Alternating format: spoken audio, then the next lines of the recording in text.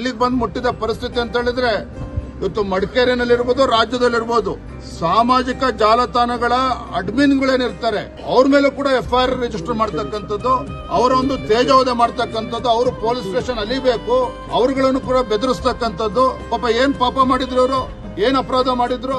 ಶಾಸಕರ ವೈಫಲ್ಯಗಳನ್ನ ಇವತ್ತು ಆಸ್ಪತ್ರೆಯಲ್ಲಿರ್ಬೋದು, ಆಸ್ಪತ್ರೆ ವ್ಯವಸ್ಥೆ ಇರ್ಬೋದು, ಅಲ್ಲಿ ಶೌಚಾಲಯದ ವ್ಯವಸ್ಥೆಗಳ ಬಗ್ಗೆ ಸರಿಪಡಿಸಬೇಕು ಅನ್ನೋ ನಿಟ್ಟಿನಲ್ಲಿ ಒಂದು ಕಾಳಜಿ ಇಟ್ಕೊಂಡು ಇವತ್ತು ಸೋಷಿಯಲ್ ಮೀಡಿಯಾದಲ್ಲಿ ಪೋಸ್ಟ್ ಮಾಡಿರ್ತಕ್ಕಂಥದ್ದು, ಅಥವಾ ಮತ್ತೊಬ್ಬ ಕಾರ್ಯಕರ್ತ ಪೋಸ್ಟ್ ಮಾಡಿರೋದನ್ನ ಇವ್ರು ರೀಟ್ವೀಟ್ ಮಾಡಿರ್ತಕ್ಕಂಥದ್ದು, ಇದನ್ನೇ ದೊಡ್ಡ ಮಹಾಪರಾಧ ಅನ್ನೋ ರೀತಿಯಲ್ಲಿ ಅವ್ರ ಮೇಲೆ FIR ರಿಜಿಸ್ಟರ್ ಮಾಡಿ ಅರೆಸ್ಟ್ ಮಾಡೋ ಪ್ರಯತ್ನ ಮಾಡಿ, ಸ್ಟೇ ಕೊಟ್ಟರು ಸಹ ಬೇರೆ ಇನ್ನೊಂದು ಕೇಸ್ ಫಿಟ್ ಮಾಡಿ ಅದನ್ನ ಅರೆಸ್ಟ್ ಮಾಡತಕ್ಕಂತ ಪ್ರಯತ್ನ ಮಾಡಿದ್ದಾರೆ. ಇದು ಖಂಡಿತ ಸರಿಯಲ್ಲ. ಹಾಗಾಗಿ ನಾನು ಮಾನ್ಯ ಮುಖ್ಯಮಂತ್ರಿಗಳಿಗೆ, ಗೃಹ ಸಚಿವರಿಗೆ ಆಗ್ರಹ ಮಾಡ್ತೇನೆ, ಈ ಒಂದು ಘಟನೆಯನ್ನ ಹಗುರವಾಗಿ ತೆಗೆದುಕೊಳ್ಬೇಡಿ. ಹಿಂದೆ ಯಾದಗಿರಿನಲ್ಲಿ ಪರಶುರಾಮ್ ಆತ್ಮಹತ್ಯೆ ಪ್ರಕರಣದಲ್ಲಿ ಏನಾಗಿದೆ, ಸಚಿನ್ ಅವರ ವಿಚಾರದಲ್ಲಿ ಗುಲ್ಬರ್ಗದಲ್ಲಿ ಏನಾಗಿದೆ, ಶಿವಮೊಗ್ಗ ಚಂದ್ರಶೇಖರ್ ಅಧಿಕಾರಿ ಆತ್ಮಹತ್ಯೆ ಮಾಡಿಕೊಂಡಾಗ ಏನಾಗಿದೆ, ಎಲ್ಲವೂ ಕೂಡ ರಾಜ್ಯದ ಜನರ ಕಣ್ಮುಂದಿದೆ.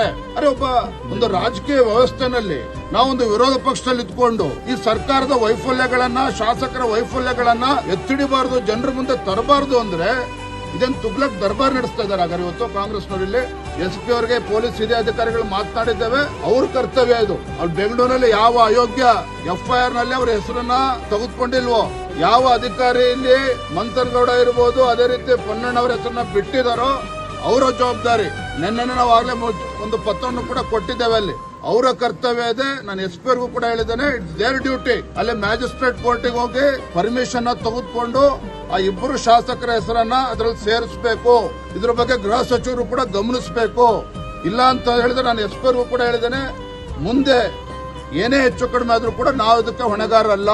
ಯಾರು ಕಾನೂನನ್ನ ಕಾಪಾಡ್ತಕ್ಕಂಥ ಪೊಲೀಸ್ ವ್ಯವಸ್ಥೆನೇ ಹೊತ್ತು ಒಬ್ಬ ಅಮಾಯಕ ನಮ್ಮ ಕಾರ್ಯಕರ್ತ ಆತ್ಮಹತ್ಯೆ ಮಾಡ್ಕೊಳ್ತಾನೆ, ಅದು ಕಾರಣೀಭೂತರು, ಅದರಿಂದ ಇರ್ತಕ್ಕಂಥ ವ್ಯಕ್ತಿಗಳನ್ನ ಹೆಸರಿಸಲ್ಲ ಅಂತ ಹೇಳಿದ್ರೆ ಇನ್ನೇನ್ ನ್ಯಾಯ ನೀವು ಎಕ್ಸ್ಪೆಕ್ಟ್ ಮಾಡಕ್ ಸಾಧ್ಯ ಸರ್ಕಾರದಿಂದ? ನಮ್ಮ ಮಾಧ್ಯಮದ ಸ್ನೇಹಿತರ ಮೂಲಕ ನಮ್ಮ ಕಾರ್ಯಕರ್ತರು ಕೂಡ ನಾನು ವಿನಂತಿ ಮಾಡ್ತೇನೆ, ಮನವಿ ಮಾಡ್ತೇನೆ, ಈ ರೀತಿ ಕಾಂಗ್ರೆಸ್ ಕುತಂತ್ರಕ್ಕೆ, ಒತ್ತಡಕ್ಕೆ ಯಾರು ಕೂಡ ಈ ರೀತಿ ಈ ದಾರಿಯನ್ನು ತೆಗೆದುಕೊಳ್ಬಾರ್ದು. ದಯವಿಟ್ಟು ಧೈರ್ಯವಾಗಿ ಎದುರಿಸಬೇಕು. ನಾವೆಲ್ಲರೂ ಕೂಡ ಇದ್ದೇವೆ ಜೊತೆಲಿ.